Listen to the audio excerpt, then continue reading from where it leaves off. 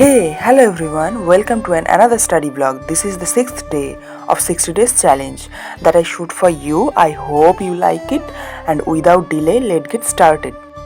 প্রথমেই সকালে ঘুম থেকে উঠে ফ্রেশ হয়ে চলে আসলাম ব্রেকফাস্ট নিয়ে। আজকে ব্রেকফাস্টে রয়েছে অঙ্কুরিত ছোলা আর পাকা পেঁপে।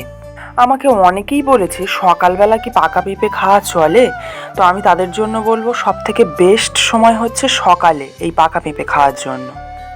আর খালি পেটে এই পাকা পেঁপের উপকার আরও বেশি গুণ পাওয়া যায়। সকালে ব্রেকফাস্টের পর্ব শেষ করে আমি পড়তে বসে গেলাম। এখন পড়ছি কারেন্ট অ্যাফেয়ার্স। স্বপ্ন বলে একটা পেজ থেকে আমি কারেন্ট অ্যাফেয়ার্সগুলো পড়ে থাকি। তোমরা কে কোথা থেকে পড়ছো জানাতে ভুলো না। তো এখন আমি জানুয়ারি মাসের কারেন্ট অ্যাফেয়ার্স পড়ে নিচ্ছি।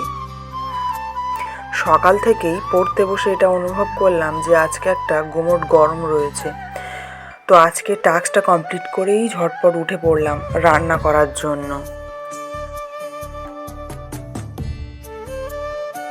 একদিকে ভাত বসিয়ে দিয়েছি আর একদিকে তরকারিটা করতে গিয়ে বুঝলাম গ্যাসের ওভেনে কিছু সমস্যা চলছে, সেই জন্য আগুনটা পুরোটা পাচ্ছে না বা তাপটা পুরোটা পাচ্ছে না, সেই জন্য কড়া গরম হতেও দেরি হচ্ছে আর যে কোনো কিছু ভাজতেও অসুবিধা হচ্ছে। এমতো অবস্থায় একটু ধৈর্য সহকারেই রান্নাটা সারতে হলো আজকে। তো রান্নাটা সেরে চলে আসলাম।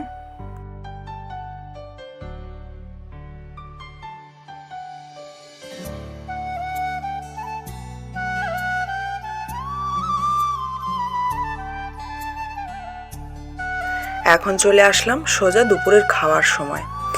আগের দিনে যে পাট শাকগুলো তুলে এনেছিলাম সেগুলোই ভাজা করেছি, আর ঝিঙে আলু বড়ি দিয়ে একটা ডালনা। তো এই দুটো পদ দিয়েই আজকের খাওয়া সেরে নিচ্ছি, মাংস এই গরমে খাবো না।